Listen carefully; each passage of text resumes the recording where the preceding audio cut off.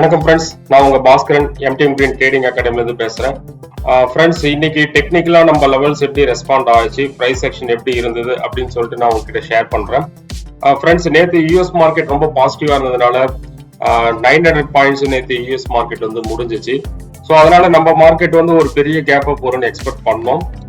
நேற்று பிரைஸ் செக்ஷன்ல நான் வந்து பேங்க் நிஃப்டி வந்து ஒரு 25 குவான்டிட்டி ரிஸ்க் தெரிஞ்சு நான் பிடிஎஸ்டிக்கு எடுத்து வச்சேன். அது எனக்கு பெனிஃபிட் வந்துச்சு, அவ்வளவுதான் விஷயம். மற்றபடி இந்த மாதிரி பெரிய கேப் அப் எல்லாம் நடக்கிறப்போ இன்ட்ராடே பண்றதெல்லாம் வந்து ரொம்ப ரொம்ப சேலஞ்சான ஒரு விஷயம். பிகினர்ஸ் நான் வந்து உங்களுக்கு சொல்ற விஷயம் என்னன்னா, பிரைஸ் ஆக்ஷன் ரேஞ்சில் வந்து ஒரு 100 பாயிண்ட் நிப்டில இல்ல பேங்க் நிப்டில ஒரு 200 பாயிண்ட் இந்த ரேஞ்சில கேப் அப் ஆனா மட்டும் அன்னைக்கு வந்து ட்ரேட் வந்து எடுங்க. இந்த மாதிரி ஒரு 200 பாயிண்ட்டுக்கு மேல ஒரு 250 பாயிண்ட்டுக்கு மேல வந்து கேப் அப் நடக்கிறப்போ இன்ட்ராடே ஆப்ஷன் பையர்ஸ்க்கு வந்து சான்ஸே வந்து கிடைக்கவே கிடைக்காது ஃப்ரெண்ட்ஸ். அன்னைக்கே நீங்க எப்ப இந்த மாதிரி எல்லாம் ப்ரீ ஓபன் மார்க்கெட்லயே உங்களுக்கு தெரிஞ்சது இல்லையா? ஸோ அன்னைக்கு வந்து ட்ரேடே வந்து நீங்க அவாய்ட் பண்ணிடலாம். நீங்க மார்னிங் வந்து பிகினிங் லெவல்ல இருக்கிறதுனால உங்களுக்கு என்ன அந்த எமோஷனல் கண்ட்ரோல் ஆகாம இவ்வளவு கேப் அப் நடந்ததுனால நம்மளுக்கு ஒரு 10 பாயிண்ட் வரட்டுமே, ஒரு 50 பாயிண்ட் வரட்டுமே, ஒரு 20 பாயிண்ட் வரட்டுமே அப்படின்னு நம்ம நினைக்கிறோம். நினைப்புல எல்லாம் தப்பு இல்ல. ஆனா டெக்னிக்கல்ல எந்த லெவலுமே ரெஸ்பாண்டே ஆகல பாருங்க. ஏன்னா இந்த மாதிரி ஒரு கேப் அப் நடக்கிறப்ப கேப் இல்லாததுக்காக வரலாம்.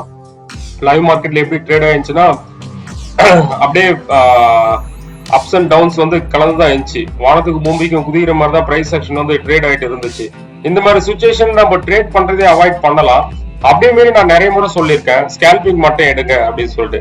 ஸோ நம்ம ஸ்ட்ராட்டஜில எப்படி கிளிக் ஆகும் அப்படின்ற மாதிரி நான் சொல்றேன் பாருங்க. இந்த மாதிரி கேப் அப்ல ஃபர்ஸ்ட் கேண்டலோட ஹை லோ வந்து மார்க் பண்ணிக்கோங்க. இந்த லோ உடைச்சா மட்டும் புட் சைடுக்கு வந்து போங்க, ஹை உடைச்சா கால் சைடுக்கு வந்து போங்க. ஸ்டாப் லாஸ் வந்து பாத்துக்குங்க. உங்க ரிஸ்க் கண்ட்ரோலா இருந்தா அந்த ட்ரேட் வந்து எடுங்க, இல்லைன்னா விட்டுருங்க.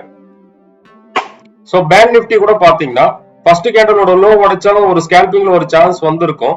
இருந்தாலும் 8 moving average first time touch பண்ணாவே அது சப்போர்ட்டா மாறும் அப்படின்னு சொல்லிட்டு நான் நிறைய முறை சொல்லியிருக்கேன்.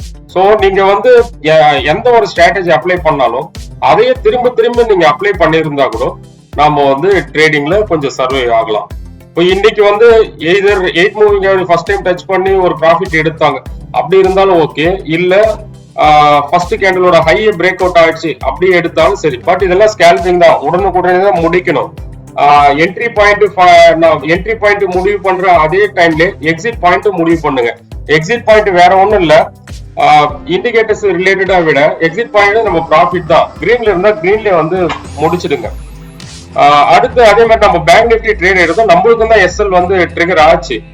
பட் ஒரு ஸ்டேஜுக்கு அப்புறம் மார்க்கெட் வந்து ஒரு ரெக்டாங்குலர் பேட்டர்ன் தான் ஃபார்ம் ஆகும் அப்படின்ற மாதிரி தான் நம்ம நினைச்சோம். ஸோ ஓவர் ட்ரேடிங் நம்ம இடம் கொடுக்கல.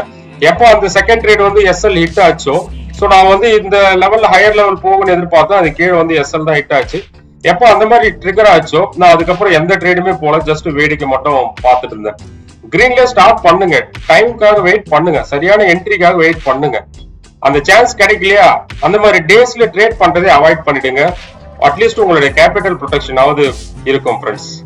ஸோ இது வந்து நம்மளுடைய ஆர்டர் புக். இது நாம ப்ராஃபிட் எடுத்தோம், இதுல வந்து நம்மளுக்கு எஸ்எல் ஹிட் ஆச்சு கால் சைட்ல. அதே மாதிரி ஏரோஃபார்மா ஸ்டாக் செலக்ஷன் பண்ணோம், அதுவும் நம்மளுக்கு வந்து கிளிக் ஆகல. எனிவே நம்ம வந்து ப்ராஃபிட்ல நம்ம வந்து லேண்ட் ஆனோம்.